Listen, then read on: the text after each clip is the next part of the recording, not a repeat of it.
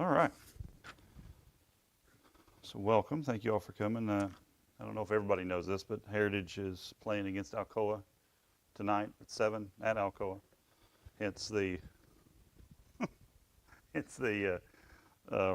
empty sections that are normally there. I completely understand, though. I wish they didn't play games on Wednesdays, but they didn't ask me, so can't do anything about it. I do hope that Alcoa, Lord, Heritage wins. You think they will?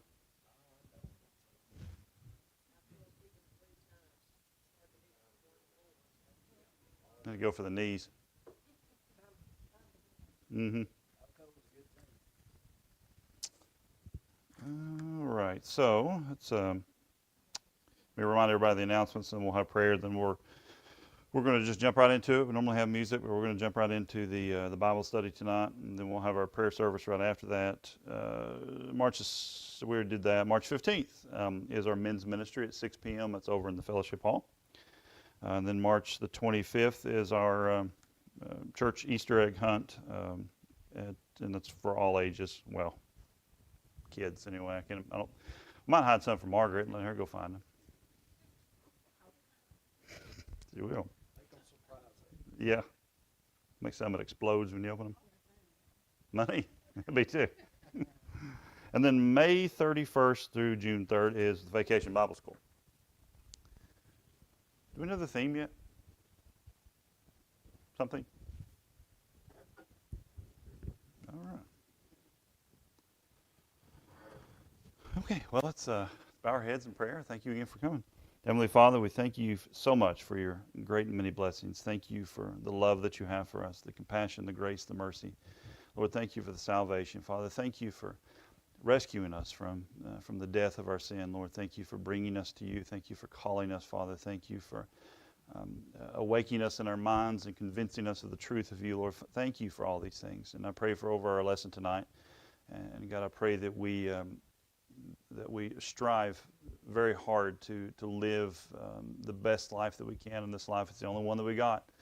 And Father, I pray that we make the most of it. And just thank you for all that you do. And thank you for your blessings in your precious name. Amen.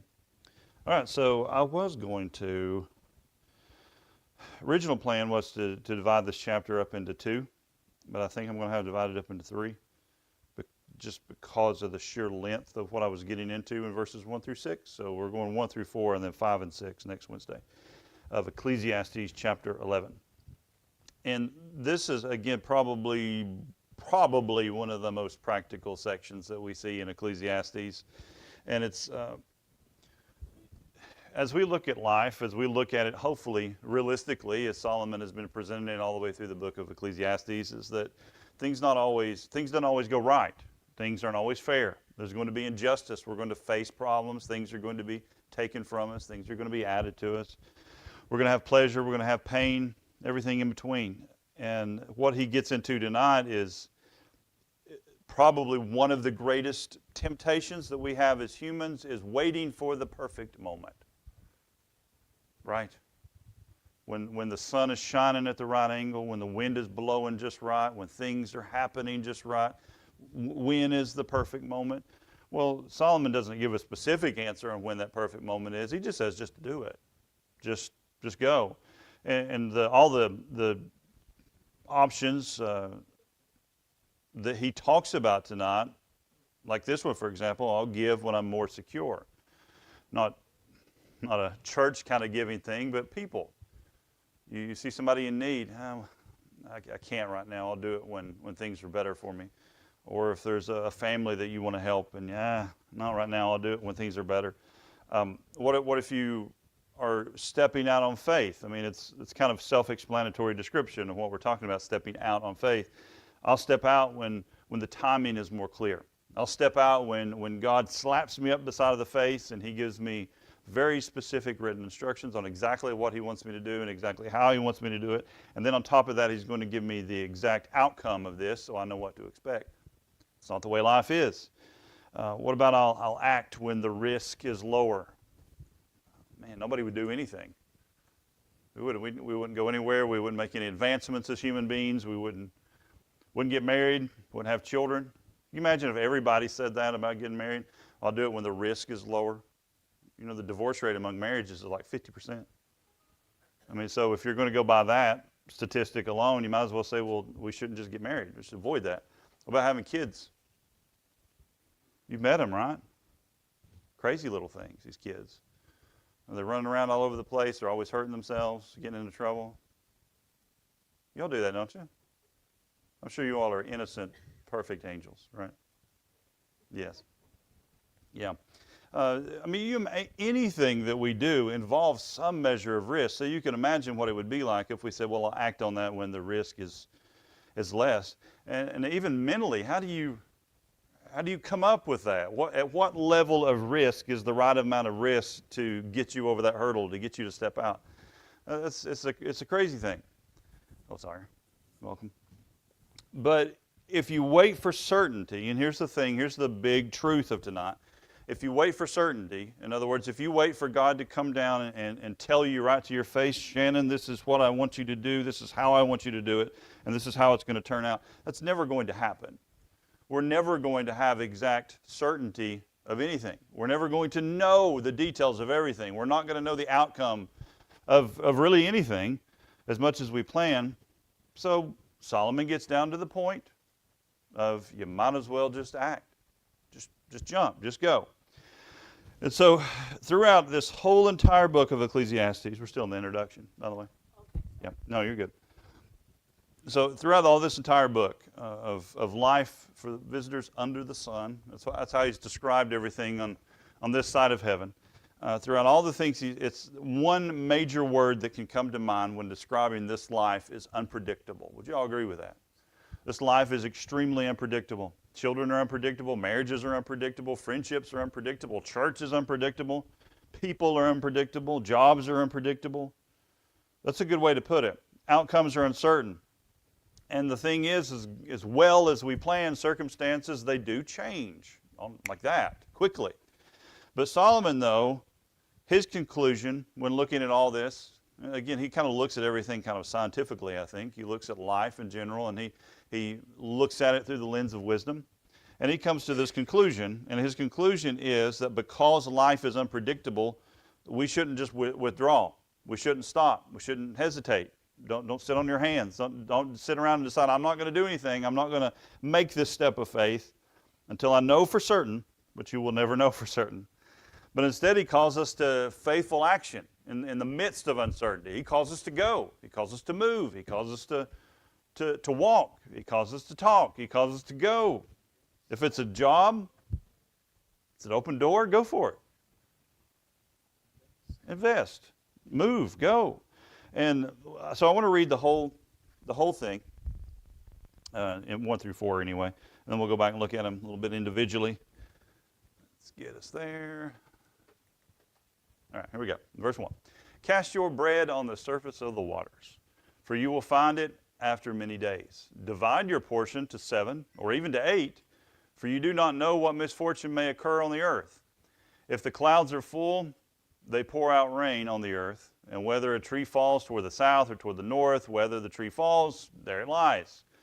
One who watches the wind will not sow, and one who looks at the clouds will not harvest.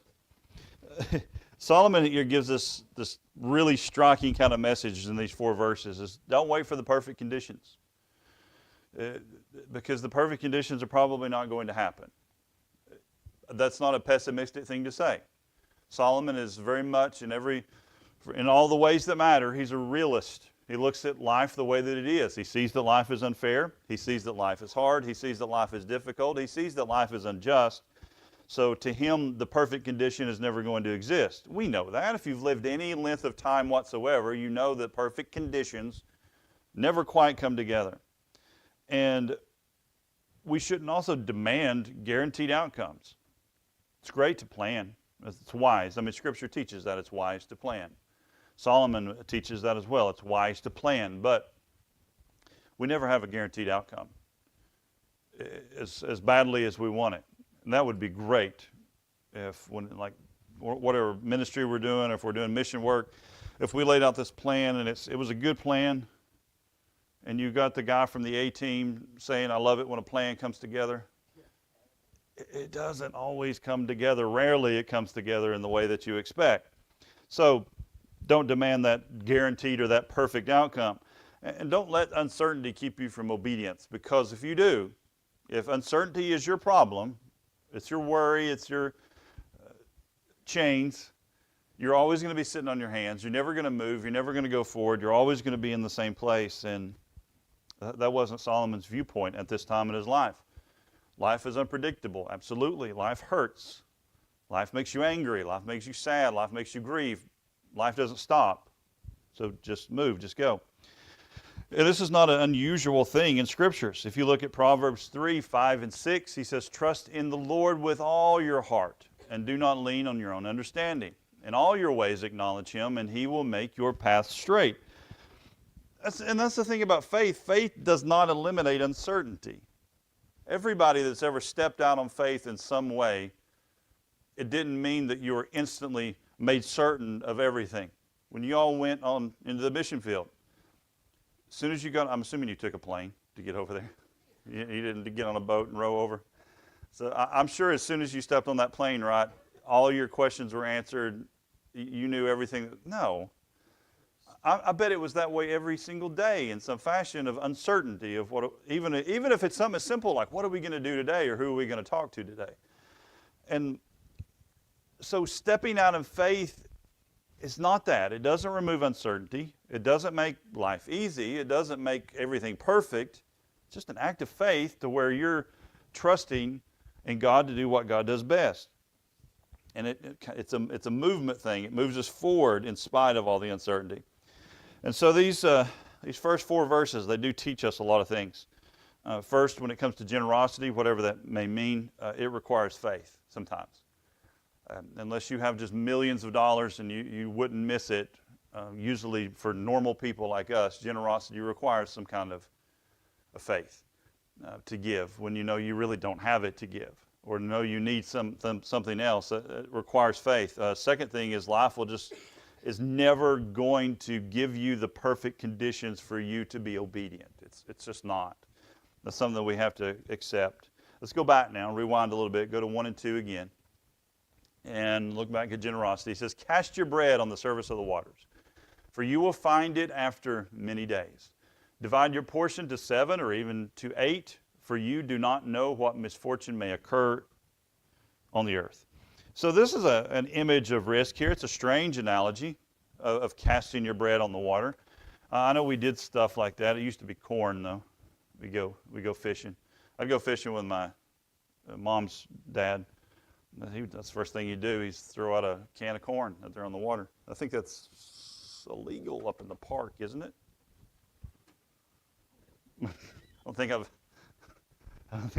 I know the one time I got stopped by a ranger at the park. I was up there fishing with Josh, and he said, "Reel your line in. I want to see what you." I legitimately did not know that you weren't supposed to fish with treble hooks, the 3 hooks in the park, and I was fishing with one, and I got caught on the rock, and it broke the string. Rats, and yeah, I mean I was a teenager. I don't know what would happen, but probably a ticket. They like to give tickets, and that's the thing. I mean, we're used to that, I suppose. But that's a strange analogy. Cast your bread on the surface of the water, for you'll find it after many days. At first glance, that looks kind of reckless. Bread thrown onto the water, that kind of appears to be wasteful of it. You're not going to be able to pick that bread back up out of the water. It's going to be disgusting. It's going to be nasty. It's going to be soggy and floppy. Unless you're feeding ducks, there's really not a purpose to cast your bread on the water. So it appears that, because as soon as it happens, it's going to drift away. If you're on a river, it's going to float down. It's going to look like a loss. You're going to take all your bread and you're going to cast it out on the water, and you're just going to watch it go away. You're going to watch it disappear. Honestly, generosity feels like that sometimes in the moment. I get that. I mean, there's been times to where I don't always do it. If somebody asks me for money, sometimes I legitimately might not have it to give, but there's times to where people have asked me for money and I've given it, and of course in the back of my mind I'm thinking, what are they using it for? What are they going to do with it? Irrelevant, really. If God lays it on my heart to give, I'm going to give. Whatever they do with that money. But it hurts to let go of that which you have worked so hard to obtain and to keep. It hurts to do that. So it feels, maybe in the moment, it feels like you've wasted that somehow, or you've thrown it away like bread on the water. And the thing is, that's a movement of faith that doesn't have immediate results. Mom, can I share that story? What you did? You don't mind? She was at UT getting some medicine. I guess your new the chemo pills that she's got to start taking again. She doesn't have cancer. They want to make sure that's exactly what it was that was causing her side effects. But anyway, she was standing there in line, and there was a old-looking lady in front of her, just rough-looking, very poverty-stricken. I don't mean that in an insulting way. She just was very poverty-stricken looking. And the kid that she had with her was also you look like somebody you would see on a commercial. Again, not an insult, just a fact of what she was seeing.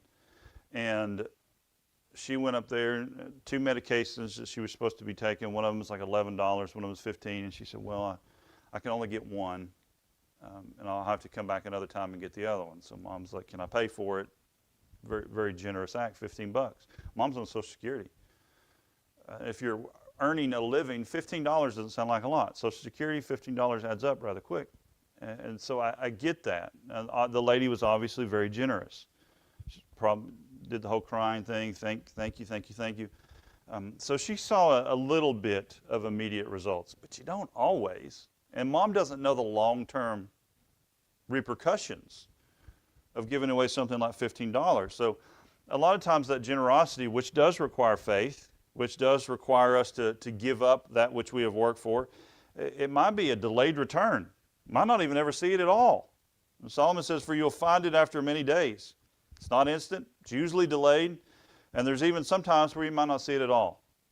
You might give, I don't know, that one and only time that I went to Chicago.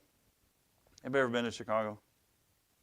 Take a lot of money with you. You go to Chicago because every corner there's going to be somebody asking you for money. And I did.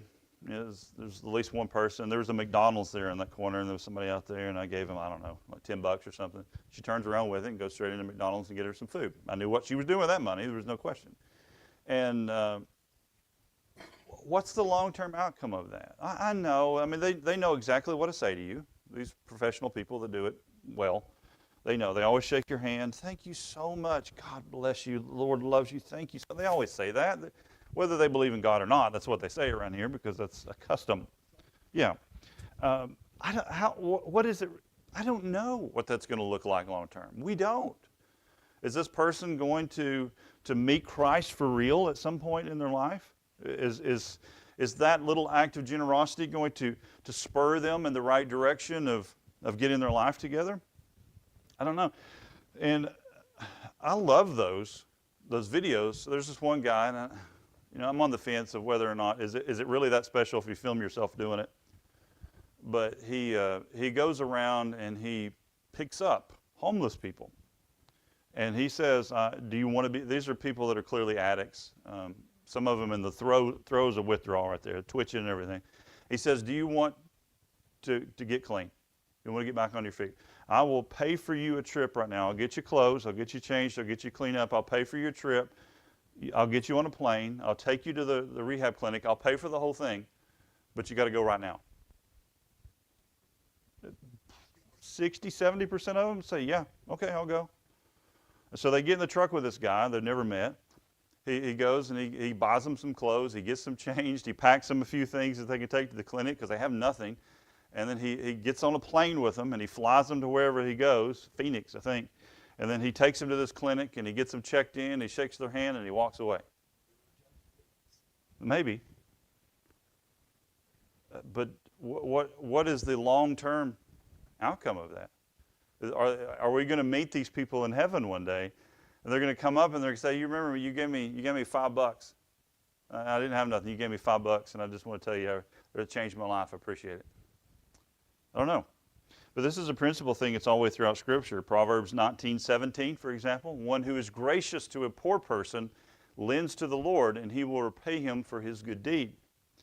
Another one, 2 Corinthians 9:6. Now I say this, the one who sows sparingly will also reap sparingly, and the one who sows generously will also reap generously. And I know the TV preacher crowd loves to throw this verse around, that if you sow $1,000, you will get 10,000 in return. God is not an investment bank. It's not how that works. But it does speak very clearly of our generosity, not even in money and time and things of giving and lending and helping people. It does. You do sow what you reap to some extent or the other. And so he goes into verse 2, kind of changing gears. He's talking about generosity, obviously, in the first verse, and then he talks about kind of diversifying that. If anybody does any kind of investing, you know that they always say to diversify your portfolio. Why do they say that? It's because you don't want to put all your eggs in one basket and that basket suddenly explode, Enron, and then you never see your money again. Enron was, I was alive when Enron was a thing, but I was definitely not of the investing age when Enron was around. Y'all remember that? Enron, that company that folded? A lot of people lost everything with Enron. It was like one of those multi-level marketing sort of Ponzi scheme companies, and it was quite large. But generally, that's a good thing. Put your money into different places. But that's not exactly, this is not in a straight-up investment verse. They didn't have those. They didn't have investment banks in Solomon's day. They kept it all in a box. They kept it all in a vault. It wasn't a bank sort of deal. So what does that mean? He says to divide your portion to 7 or even to 8. Simply, don't put it all in one place, but spread your generosity out. Act kind of widely. Act kind of broad on why, because he goes into the answer to that. He says, for you do not know what misfortune may occur on this earth. You don't know what's going to happen. I've noticed something that's very common amongst elderly, especially elderly who are getting closer to the end, is that they tend to give things a lot more freely. Things that you don't want, not at all. Things that you know you're going to take and you're probably going to throw away, but they'll say, here's this beaded necklace, I want you to have it. And you take that beaded necklace and you act like it's the best gift that you've ever gotten and ever received, and it puts a smile on their face, and they just give, they'll give you anything. Here's this old handkerchief that I got back in 1942, and my great Uncle Steve blew his nose on it, and I haven't washed it since. And here, I want you to have it. Everything. Mama was like that. She tried to give us, at least when she was more in her right mind, she tried to give us, junk that she won in bingo. And, we'd take it. Thank you so much. I appreciate that. And they get it. They get that life is short. They get that the end is nigh. They get it. They're there. And so they tend to give away everything. They don't worry about it too much. The truth is, we're just as close to the end as they are because we're not guaranteed the next day. Whether you're 10 or you're 99, you're not guaranteed to live a long life. It may not be. You may die young. You may die middle-aged. And Solomon is not suggesting that you just live recklessly here. He's not saying just go throw your money around at everybody, just go give it all away. He's not suggesting that. He's just, like everything, be wise about it, but also be intentional about being generous to people that you come across, all kinds of people that you come across. Throw your bread out on the water. If it flows away, it flows away. And again, I'm not standing up here promising you the greatest blessing of your life. You may run into a homeless person on the way home. There's a lot in Blount County. You may run into one, and it may be one of the ones that are receptive to gifts. Some of them are not. And you give them some money. You may never see them again. They might not even thank you. You might go away thinking, that's rude. Bunch of hateful people. I worked hard for that $10, and they're just acting like it's nothing. It don't matter. That's the point of all this, all of Ecclesiastes. You do the right thing no matter what other people do. Live wisely, live faithfully, live in love, just live. And Jesus kind of affirms a lot of this because a lot of it's based on fear. Really, when it comes down to it, maybe it's fear of uncertainty or fear of what's going to happen. I know there's a lot of different examples like that. I mean, going into the mission field is a good example because you don't go into the mission field to get rich. You don't. I mean, Rick and Sue didn't become warlords of India and come home wealthy, I don't think. And that's not why you do it. I mean, it is a fear. Sometimes pastoring is like that. You're not guaranteed to make a lot of money. Most of the jobs that I've worked are not the highest paying jobs that I could work somewhere else. Most have been government education stuff. You don't make a lot of money. And it takes an act of faith. When I came back to Blount County Schools the second time, that was very much an act of faith because I was dropping a lot of salary. And God blessed. I mean, did we have to eat ramen occasionally? Yeah. But God blessed. And I wouldn't exchange that for nothing. I wouldn't give that up for nothing. Not all the money in the world. And look at Luke 6:38. Kind of speaking of how faith will release that fear. He says, give and it will be given to you. They will pour into your lap a good measure, pressed down, shaken together, and running over. For by your standard of measure it will be measured to you in return. Not money. I'm not asking you to give me $1,000 and I'll give you a prayer cloth and promise you that God's going to give you $1 million in your bank account. Not doing that. But generosity has a return in some ways. It may not be immediate. It may be delayed. But I would say just the peace on your own soul of knowing that you were generous to somebody who was in need is enough. As hard as that is to sound. You might think, well, I'm not, they didn't thank me.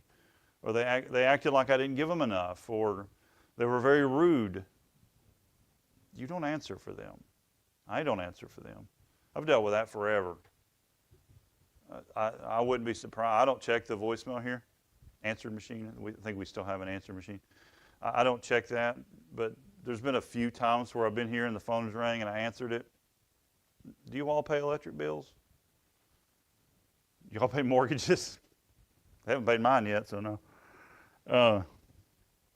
And those are hard because even if you do help them, they might turn around and abuse it. They might turn around and try to trick you into more. Things happen like that. And you have to kind of weed through all of that when you're being generous. But at the end of the day, I don't think any church that does something for the community or any person that does something for a community, I don't think you're going to lay your head down on your pillow and not saying, I wish I hadn't done that.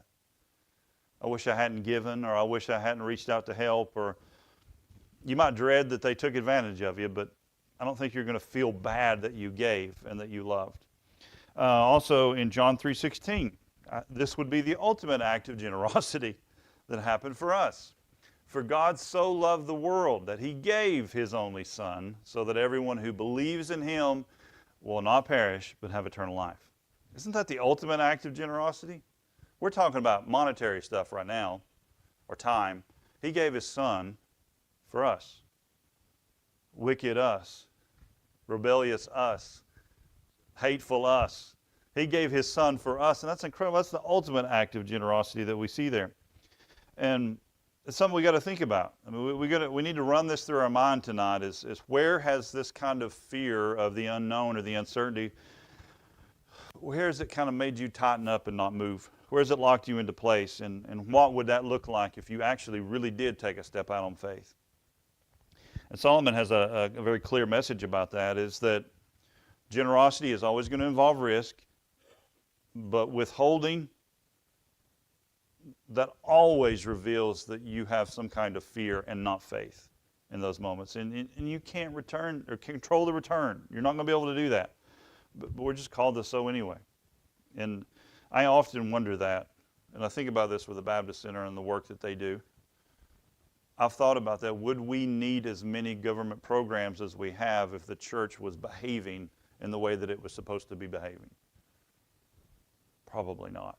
because we whine about the government doing this and that. I don't think we would need them as much. You saw that in the first century church. I mean, they sold their land so that other people could have something. I'll be honest, it's a very socialist sounding thing that the first century church did. But, man, we got churches everywhere. Churches truly invested into their communities and help people. It'd be a very different place. So let's look at 3 and 4. If the clouds are full, they pour out rain on the earth, and whether a tree falls toward the south or toward the north, whether the tree falls, there it lies. One who watches the wind will not sow, and one who looks at the clouds will not harvest. There's a lot of good things in there, and I've heard these forever. I've heard them for myself, waiting for that perfect timing, waiting for everything to be right. And I say that nonsense a lot, for the sun to be shining at the right angle and the wind to be blowing in the right direction, or not be blowing at all if you don't like wind. Wait for the temperature to be perfect, waiting for all the planets to align and for you to go and do what you're called to do. That's exactly what is going on in these 2 verses right here completely. And most things are completely outside of our control. Solomon proves this by pointing out to things in nature. We cannot control the clouds. I can't control when they form. I know we can simulate that stuff. We're fairly advanced in that area. We can simulate that stuff in labs, create clouds. Kids can create clouds in certain lab conditions. But as a whole, I can't control the weather. I can't control the sun. I can't control the temperature. I can't control those things. They're all completely outside. Most of the time, unless I've got a chainsaw or an axe in my hand, I can't control when a tree falls. It's going to fall. Rick and Sue, again, I keep picking on them tonight, but they live up in got a lot of trees around their house. And that's one thing he was talking about in that last ice storm that we had. We didn't have any ice down here. For some reason, they did up there. And he was talking about limbs. You could just hear them breaking, falling, stuff like that happening. And I kind of remember that from weather events that we've had. We haven't had a whole lot of ice in my life, but I remember hearing the trees fall. I remember sitting there in my living room. You'll see the sky light up purple when a transformer explodes, or green, and it's wild. We can't control those things. And it all boils down to us having so much anxiety over the unknown that we never act. We never go. We never do. We never move. We're afraid. We're afraid to jump. We're afraid to go out into all the community and all the world to share the gospel, to make disciples, and to baptize them in the name of the Father, the Son, and the Holy Spirit. We're afraid to do that. We wait for the right time. Is that crazy? We wait for them to put a sign up on their porch that says, "I'm ready to be saved now. Can you come share the gospel with me?" Well, we wait for those moments. We wait for God to open the door. We wait for the perfect timing. God opened the door 2,000 years ago when Christ came. Door's been open. Door's always open. Just share. And we wait for all those things, and it stops us, and all this fear just completely locks us down because of all these things that we cannot control under any circumstances. And then we do things like over-observation. We got any of those people, overthinkers in the room? Got any of them? Over-analyzers? I'm one of them, to an extent, I guess. But he gives an example of a farmer here who, kind of like the farmer goes down to the local gas station and buys a copy of the almanac, and he will not do anything unless it's on those specific days. He waits for the perfect temperature. He waits for the 2 groundhogs that are outside to dance a merry jig in the yard, and he waits for the blackberry or blueberry or greenberry winters to come. He waits for all these things, perfect timing. And at the end of the day, he never gets anything planted. He waits for the perfect conditions, and he observes all these things, and he wants everything to come together, but it never happens. Fear has locked this person down, and it says Proverbs 22:3, another example, a prudent person sees evil and hides himself, but the naive proceed and pay the penalty. So this act of wisdom, move, go forward, but be wise in those moments. And it's usually, and here's the wild thing about that as humans, I think you would understand this if you really put yourself in this shoe, is that we will call it wisdom when in reality it's fear masquerading as wisdom. Well, I'm not going to do that right yet. I'm going to wait for everything to work out. I'm going to wait for that phone call. I'm going to wait for this or that. I'm just going to have faith, and I'm going to wait. That's fear masquerading as wisdom. Because if you say, I'll serve when things settle down, they'll never settle down. I'll give when I feel more secure. Well, you're never going to feel more secure. I'll step out when the timing is clear. It's never going to be clear. It's always going to be clear as mud. Always. And James, he kind of brings this into focus too. James 4:14, he says, yet you do not know what your life will be like tomorrow, for you are just a vapor, very much like Solomon. And that appears for a little while and then vanishes away. Faith, though. Faith always acts when the conditions are not perfect. Noah built an ark when it hadn't even rained yet. Abraham, he left. Remember, he didn't have a map. Didn't know where he was going. The disciples followed Christ around through uncertainty a lot. No place to lay their head. They didn't know what was happening. They didn't know where they were going. They just followed him. It reminds me of all those disciples that Jesus walked up to. He said, hey, Peter, follow me. Peter goes, okay. Same with Matthew. Same with the rest of them. All right. And they got up. They didn't know where they were going. They knew what they were doing. Faith. They just trusted in the one that called them. Proverbs 3:5. Trust in the Lord with all your heart. Do not lean on your own understanding. That's it. That's the secret to the life that we live here. It's not to lock ourselves down. We're done with this, by the way. It's not to lock ourselves down. It's not to just stop. It's not to not go anywhere. It's not to wait for the perfect conditions. It's to trust in the Lord with all our hearts and don't lean on our own understanding. Act wisely. Keep moving. Don't stop. Don't be afraid. Just keep moving. Go. Do things. Live things. Remember Solomon's philosophy of life. It was not to increase your bank account. He'd already done that. He found that out to be wanting. It wasn't to have all the best toys. He tried that. Also found that lacking in his joy. He discovered that the secret of a good life is for you to be able to just enjoy your food, enjoy your drink, enjoy what you do when you work, and just trust in the Lord through the whole process, the whole crazy train this life is sometimes. All right. The next week we'll hop into 5 and 6 and then maybe finish up the last part of chapter 1. I plan these things out, but sometimes when I start writing them down, they get so long. That was 10 pages. I have big font so I can see it. It was 10 pages. It was about 20 before I thought, whew. I mean, I know they like Ecclesiastes, but I don't know if they like it that much because I'll be here for 45 minutes to an hour. All right. Any questions on any of those things? Do you know how to turn off the stream back there? On the very first verse, Mm-hmm. it sort of draw you toward the gravitation toward He's made all kinds of we say it best, but again, Oh, yeah. lives. Mm-hmm. Sort of leans that we're vast as things Mm-hmm. we also person. Sorry. You were correct. I'm looking at her face back there. She doesn't know what she's doing, so it's making this look of shock. You're not deleting the church back there, are you? The big red button that says go live or in stream, it's up the top. It's on the browser page. Google Chrome. Yeah, one of the kids do.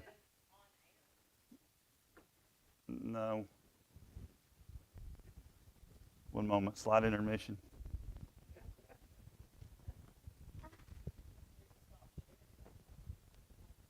I think you're looking at the wrong one.